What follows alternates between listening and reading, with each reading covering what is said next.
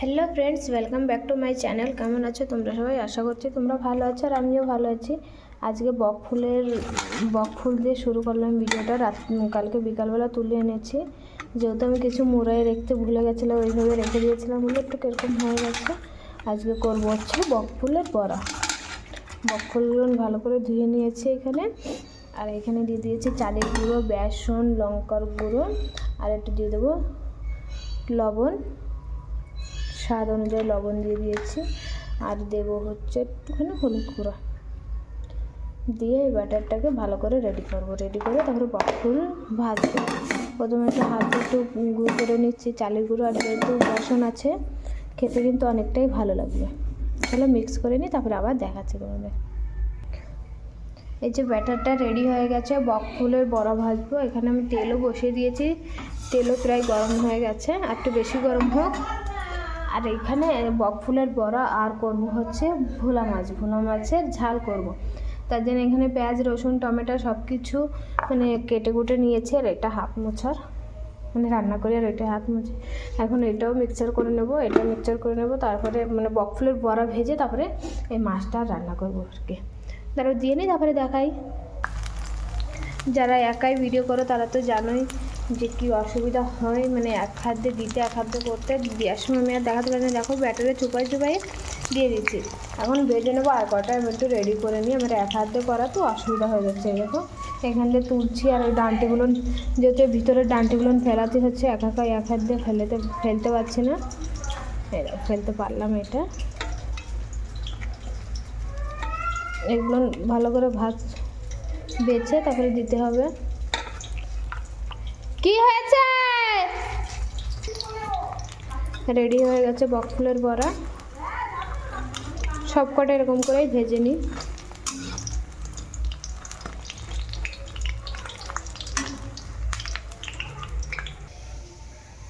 দেখো বক ফুলের বড়া রেডি।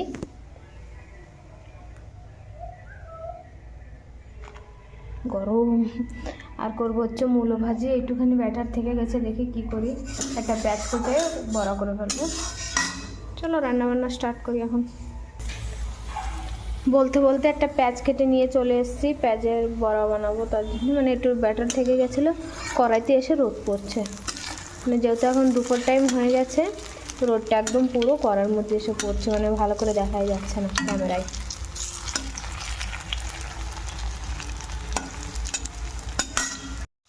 কড়াই ভালোই করে গরমই হয়ে গেছে। এখন মাছগুলো দিয়ে এপিট ওপিট করে ভেজে নেবো। একটু বেশিই ভাজবো, যেহেতু ভোলা মাছ তো একটু বেশি ভাজলে ভালো হবে। মশলা কষানো হয়ে গেছে। দেখো মশলা আর একটু কষাই, তেল বেরিয়ে গেছে কিন্তু, তাও আর একটু কষাবো। কষানোর পরে জল দিয়ে মাছ দিয়ে দেবো।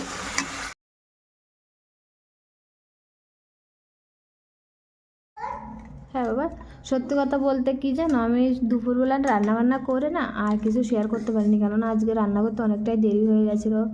যেহেতু মামা 1টা-1:30 দিকে ভাত খায়, তার মধ্যে ওর স্নান করানো সব কিছু ছিল। তার জন্য আমি তাড়াহুড়ো করে রান্না করে মানে ভাতটা কোনো মতে বসিয়ে দিয়ে ওকে স্নান করে নিচ্ছি, ওর মধ্যে হয়ে গেছে। যেহেতু আমি রাইস কুকারে ভাত রান্না করি, তার জন্য আমি রান্নাগুলো শেয়ার করতে পারিনি, যে কীরকম হয়েছিল ভোলা মাছের ঝালটা, আর কিছু শেয়ার করতে পারিনি।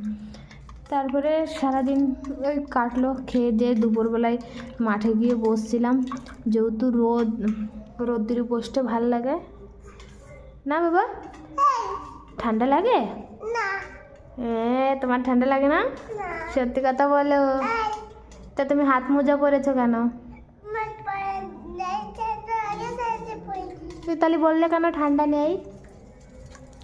তারপরে এখন বিকালবেলায় মামামের দুধ গরম করে নিয়েছি, দুধ আর হরলিক্স গুলিয়ে নিয়েছি। এখন ওকে খাইয়ে দেবো। হ্যাঁ, এখন বাজে 9:30 মতন বেজে গেছে। চলে এসেছি, রুটি বানাবো। আজকে করবো হচ্ছে গোলা রুটি। এইটা করবো হচ্ছে পেঁয়াজ দিয়ে, আর এইটা করবো হচ্ছে দুধ দিয়ে খাবো আমি আর মেয়ে। মানে আমি আর আমার মেয়ে খাবো দুধ দিয়ে। আর তোমাদের দাদা ভাইয়ের জন্য করবো হচ্ছে পেঁয়াজ, কাঁচা লঙ্কা এইসব দিয়ে। আমি যেহেতু পেঁয়াজ, কাঁচা লঙ্কা আমার ভালো লাগে না গোলা রুটির সাথে, লবণটা দিয়ে দিলাম। আমরা বেশি মিষ্টিও দেবো না, কিন্তু হালকা চিনি দেবো। আর দুধ দিয়ে গলবো এই ডোটা। হেবি সুন্দর লাগে খেতে কিন্তু এইভাবে গোলা রুটি। আমি যেহেতু হাত দিয়ে দিচ্ছি, এক হাত দিয়ে ক্যামেরা দ্বারা, তো অল্প অল্প করে দিচ্ছি। আর এটার মধ্যে কিচ্ছু দেবো না, ওই লবণ দিয়েছি জাস্ট ওইটুকুই। এখন আমি জল দিয়ে আগে এটা গুলিয়ে নিই। আর এখানে কিন্তু আমার দুধ গরম হচ্ছে, দেখো 2-3-4 দিন করে করে জ্বালিয়েছি, মোটা সর পড়ে গেছে, তার জন্য এরকম হয়ে গেছে। এটা আগে করবো, তারপরে এটা করবো। দুটো ব্যাটারি রেডি হয়ে গেছে, একটা পেঁয়াজেরটা পরে বানাবো, আগে আমাদেরটা বানিয়ে নেবো। আর দিতে হবে না তেল, নিচে তেল না দিলেই ভালো হয়, উঠে ভালো। কিন্তু এ তেল দিয়ে দিয়েছে, দেখি ঘুরে কিনা, দেখি বলো শাক ছাড়া। এই দাও দাও, দেখি কিরকম হয়। ওয়াও কত সুন্দর। কারণ নিচে তেল দিলে কি হয় জানিস, ওইটা ননস্টিকের তো ঘুরতে চায় না। তেল না দিলে কিন্তু ভালোই হতো, তেল দিয়েছে, থাক প্রথমটা যেরকম হয়েছে ওরকমই ভালো হবে। আর তেল দিবি না, উপর দিয়ে তেল দেবো, তাহলে ভালো হবে। ঠিক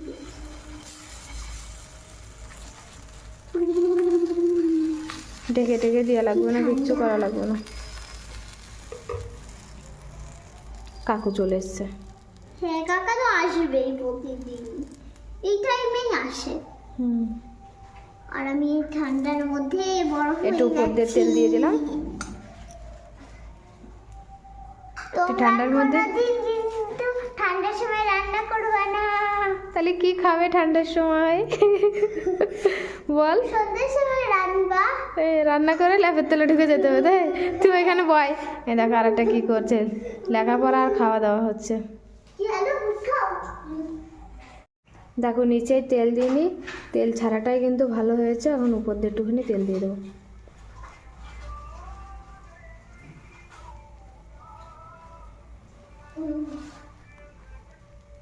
এইভাবে করলে কিন্তু ভালো হয়, দেখাচ্ছি আমি। এই দেখো আমার গোলা রুটি রেডি। পলক তারা দেয় না,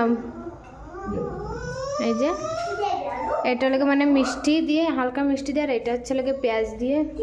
এখানে এদের খাবার পর্ব চলছে, দেখো মিষ্টি দিয়ে মিষ্টি ছাড়া 3 জনে খাচ্ছে। ও ঝালটা দিস না। আর এই যার একটা বসিয়েছি। এ বাবা, ক্যামেরা অন করে ওই দিক চলে গেছে, আর একটুখানি পুড়ে গেছে। যাক, পোড়াটাও একটু কিন্তু ভালোই লাগে। তো চলো এখানেই শেষ করছি আমার ভিডিওটা। কেমন লাগলো অবশ্যই কমেন্ট করে জানাবে, ভালো লাগলে একটা লাইক কমেন্ট শেয়ার করে দেবে। আর যারা নতুন তারা চ্যানেলটাকে একটু সাবস্ক্রাইব করে দেবে, পাশে থাকা বেল বাটনটা প্রেস করে দেবে। ভালো থাকো, সুস্থ থাকো, নিজের শরীরের খেয়াল রাখো। Tata, bye bye.